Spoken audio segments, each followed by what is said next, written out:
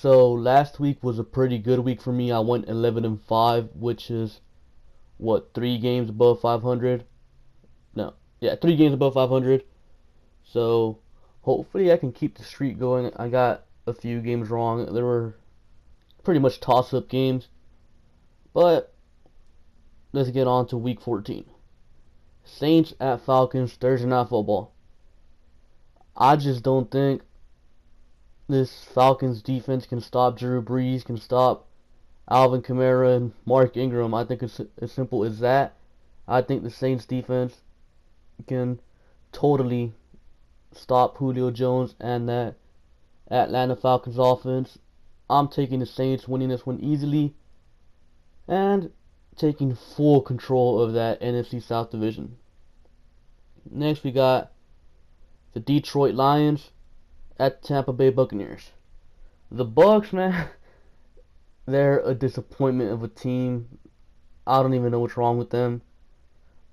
But the Lions, at one point, they were competing with Minnesota for the division. Now they're sitting here at 6-6. But I do think the Lions are the better team, so I am indeed taking the Lions. Cowboys at Giants. See, I've gotten every single Cowboys game wrong since I started doing these. And I think it's because I was picking the too obvious answer. So, I'm going to go with the Giants. I think the Giants, they're a talented team. They're not as bad as their schedule as their record indicates. And they just fired Ben McAdoo, who is a terrible head coach. Or was a terrible head coach, because I highly doubt he'll ever be a head coach in the NFL ever again. And you know how it goes. Whenever a head coach is fired in the middle of the year, for whatever reason, that team comes out and plays their hardest that next game. And unfortunately for the Cowboys, you're the team the Giants face. So I am taking the Giants. Niners at Texans. Yes, I'm a Texans fan, but I'm not sure this depleted Texans team with all those injuries can even beat anyone. Probably even lose to the Browns at this point. They're that hurt. They're that bad of a team right now. So I'm going to go ahead and take Jimmy Garoppolo and the San Francisco 49ers.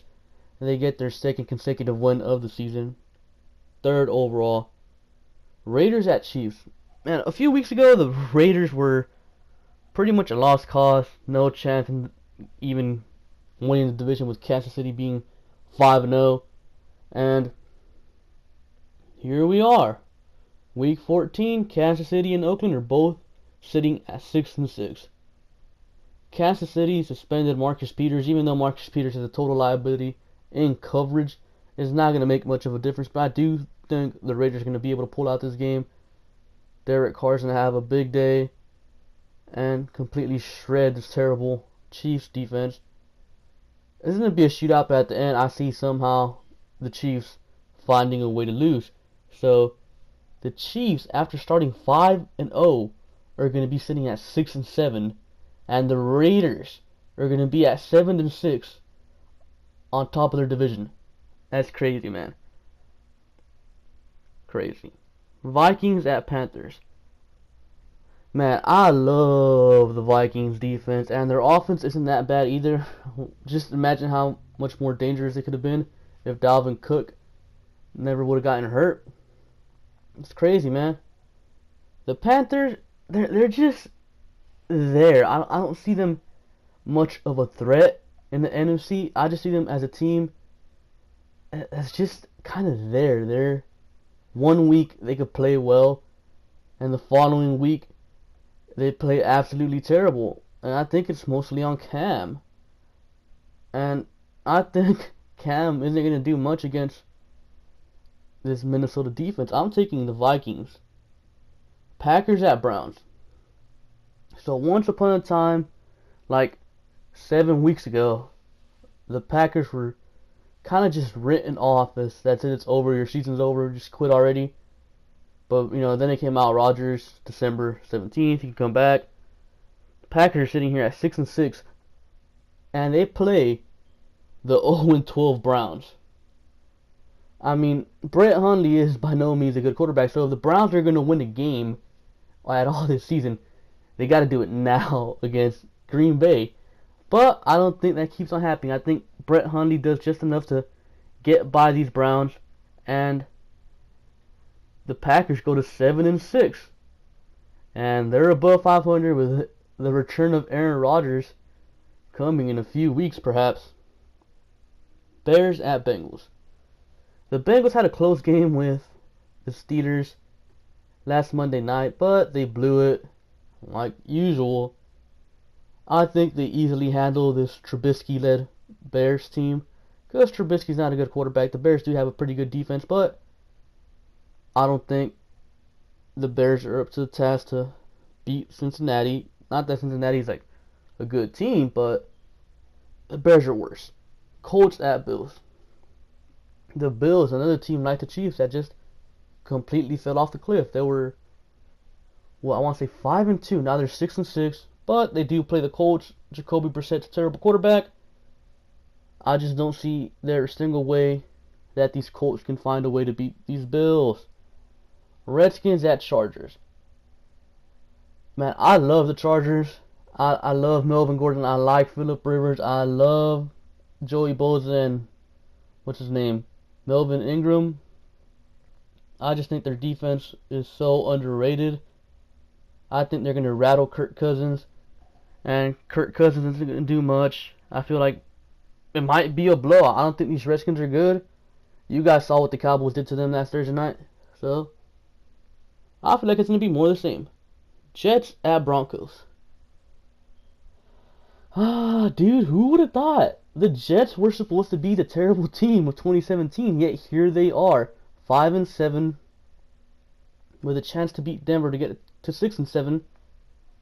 And it's all thanks to Todd Bowles, man. Todd Bowles is an excellent head coach, and I'm sure he gets them to win this game. I'm pretty sure the Jets find a way to destroy these Broncos, just how pretty much everyone has.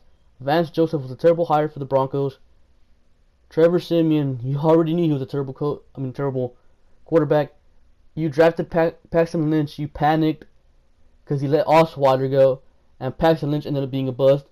And you saw what Osweiler did in Houston, but you still picked him up, and he's still terrible. So, yeah, Elway has completely destroyed this Broncos team, and they suck. Titans at Cardinals. The Titans play close games versus everyone. They're just not that good of a team that can really blow people out or teams out. So I am taking Tennessee in a really close game, a game that pretty much Arizona should have won, but Tennessee somehow finds a way to win. Seahawks at Jaguars. I'm surprised these Seahawks beat the Eagles how they did last Sunday night. I don't think that's going to happen here against Jacksonville. Jacksonville has a great defense. This defense is going to rattle Russell Wilson. Is going to shut down that Seattle offense. And Blake Bortles is going to do just enough to get his team a win against his injured Seattle secondary. Eagles at Rams. Man, this is going to be a good one. Number 2 overall pick versus number 1 overall pick. 10-2 versus 9-3. All of a sudden, the Eagles have pretty much been number 1 seed all season long, but right now they're sitting at the number 2 seed. A loss to the Rams puts them at the number 3 seed, so yeah, a lot's at stake here with both these teams.